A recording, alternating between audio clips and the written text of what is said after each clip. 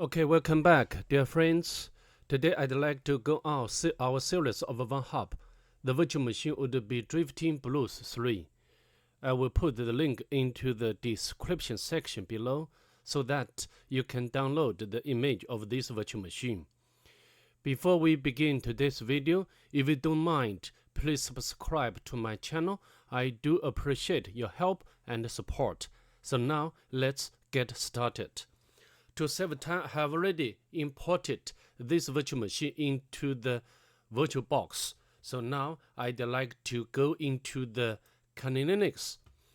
As you can see over here, I have already identified the IP address of the virtual machine as 252. I did the nmap scanning. I did the scene scan, the version scan, and the script scan. I also did the comprehensive scan by the option of -P-. So from the nmap scanning results, as you can see over here, there are two open ports.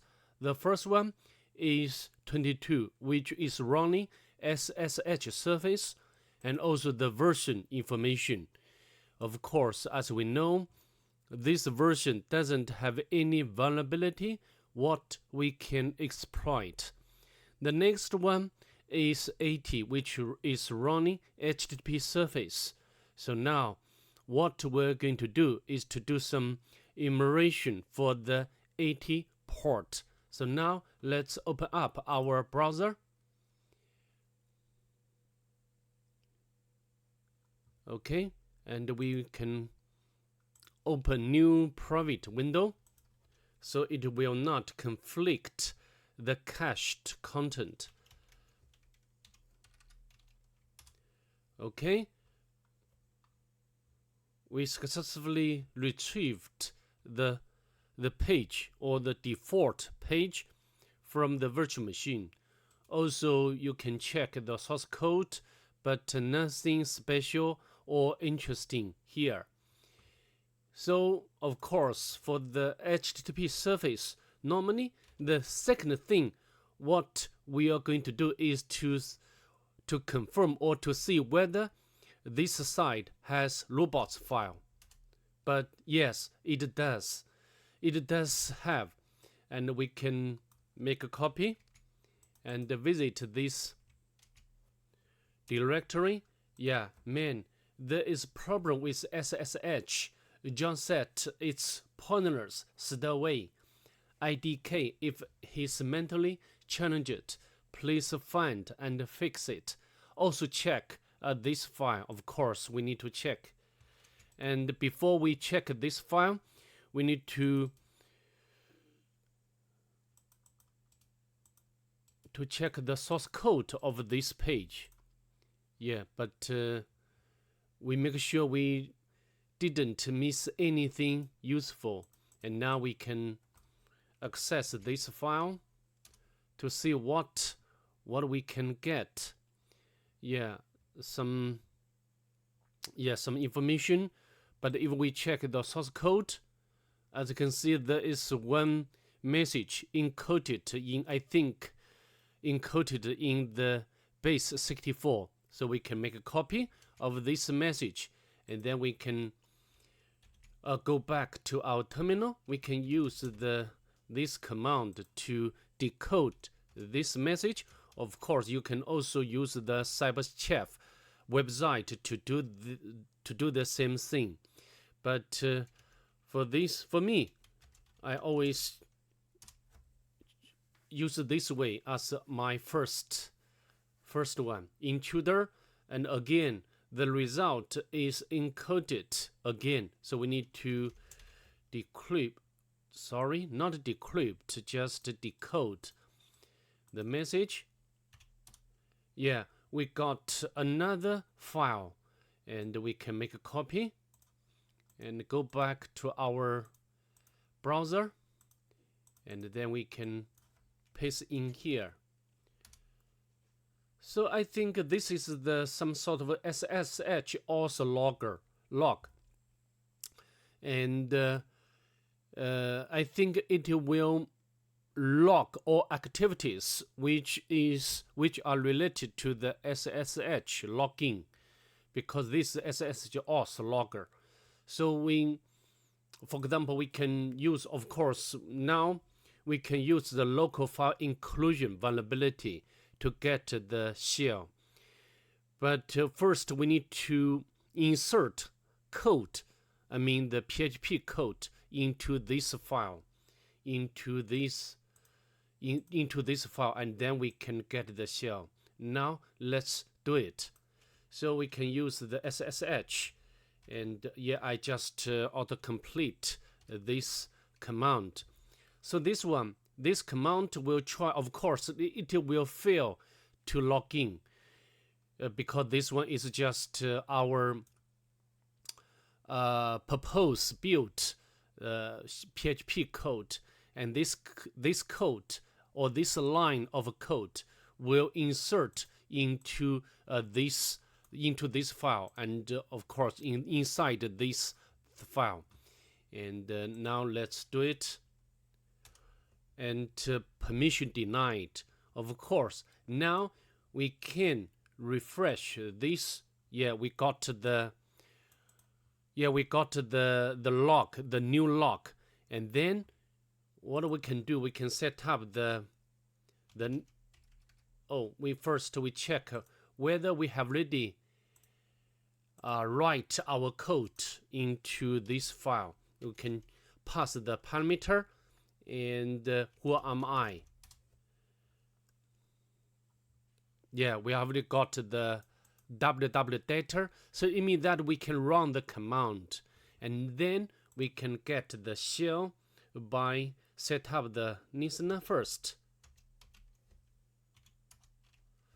And we go back to our browser, and now we can use netcat to make collection.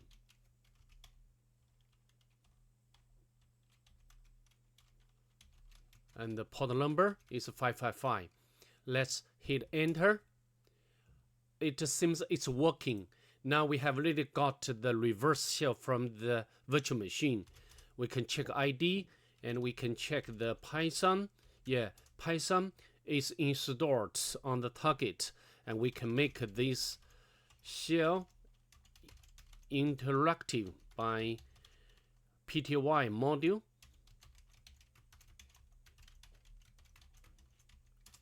Okay, now we have already got the very normal shell, and now we go to the home directory to do some immersion. The basic immersion. There is just only one normal user besides root, of course, and go to the robot j, and there is user flag. Of course, now we didn't have privilege to read the user flag. So I think the next thing we need to do is to upgrade or make lateral movement to this user robot j. And I think you can notice, if you take not very close look at the directory, there is one subdirectory. The name is SSH. We can go to this subdirectory, but nothing here. And now I think of course, now we can upload our public key into this subdirectory and get the shell or get the SSH collection. So now we need to open up a new tab and go to our working directory, and we can use the SSH. But before we do that, we can check the working directory, and then we can use the SSH key gen, and we can put our key pairs into this our working directory, and no need for passphrase. And we have already generated or created key pairs, and now we need to upload the public key into the virtual machine. and we need to rename this file to the authorized key. This will be very easy. We can, yeah, I'd like to autocomplete, and then what we can do, we can set up the web server on the Kali Linux and upload this file onto the virtual machine. And now we can use the wget to download.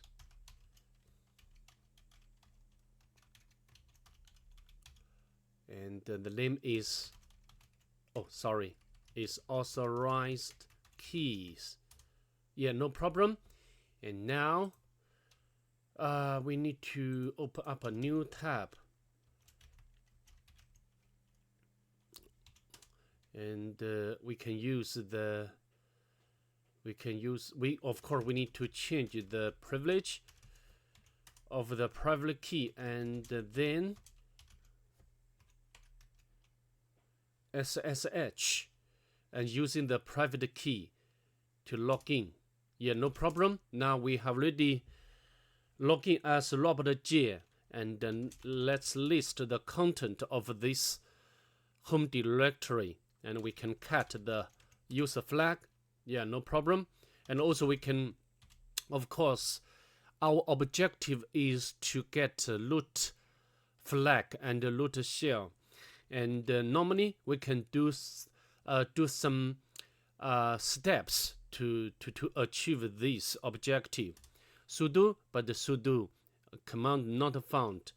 And also we can, of course, you can go to the www directory to see whether we can find some misconfiguration or some files with which has credentials, but I can tell you I didn't find anything. Yeah. So what we can do, we can upload our Nimpiers shell script to this virtual machine, and you know the Nimpiers shell script will do very complete immersion to find out and or to look for the vulnerability and also the misconfiguration. You know, if we use the manual way to look for such information, it will be very time consuming, and in case we do not want to miss anything. Okay, so now we can open up another tab. Oh, sorry, we need to copy from my two sets, and then we can go back to our shell, and we can go to the temporary directory. Oh, sorry, we need to go to, this is not oh yeah, here. We need to get the right shell of the robot J, and we can use the wget.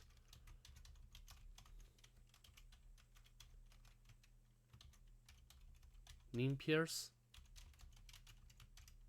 Okay, no problem. And make this executable and run.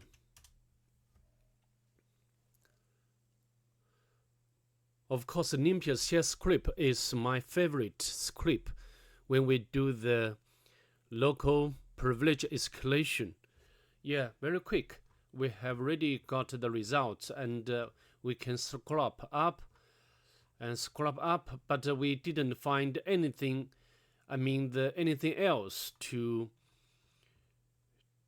for our purpose. For example, like SUID, but there is one point we must pay a close attention. Yeah, I think it should be, where is it? Where is it? Should be here. Not found. Where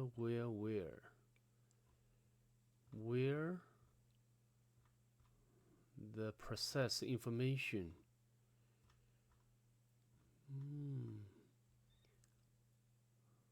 It seems I cannot find it. It must be here.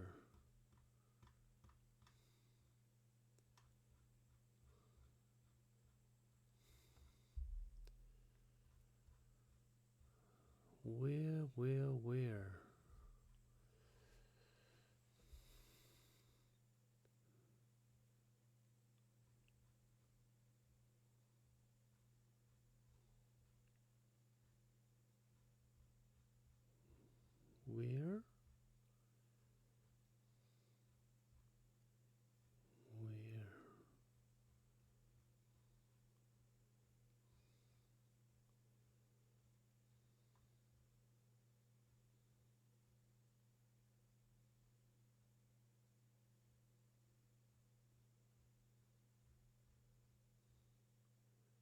A bit weird. I cannot find it.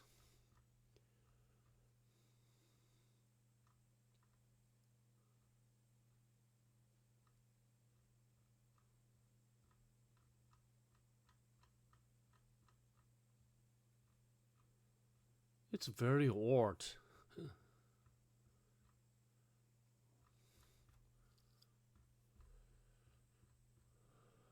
When I did for the first time, it would be very easy to find, but now even I cannot find it. Okay, I need to find it and then come back. Sorry, I have already found it. It's just here in the SUID section, and it says it's unknown SUID binary. But I can tell you this result of the NumPy shell script is a bit different from when I did the first time. Anyway, we have already identified this suspicious file or command with SUID bit. And now we can check again. Get info. Yeah, and we can run this command to see what this command is doing. It seems that this command will retrieve some system information like IP address, like also the kernel version information.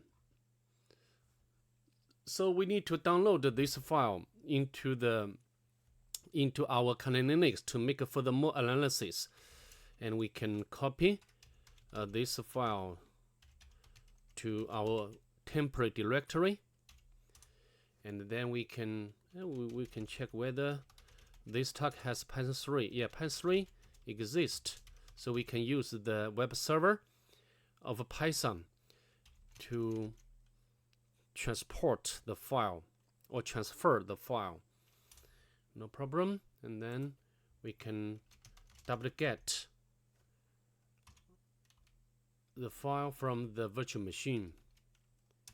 Yeah, no problem. We can use the string command to see what's inside this file. Yeah, we run some commands like IP address as the horse and the cat. So maybe we can generate, because the cat is not absolute pass. So maybe we can generate our own cat command, and then through this our own cat command we can get the bin bash with root privilege. So now let's do it. Now we can interrupt this web server, and we can generate our own cat command. And we need to make this command, our command, to have privilege or the executable privilege. But also we need to add our current directory to the path valuable environment valuable, and we can do this temp, and I think no problem. And now we can run this command, because this command has SUID bit, and so when one run it, it will temporarily get root privilege.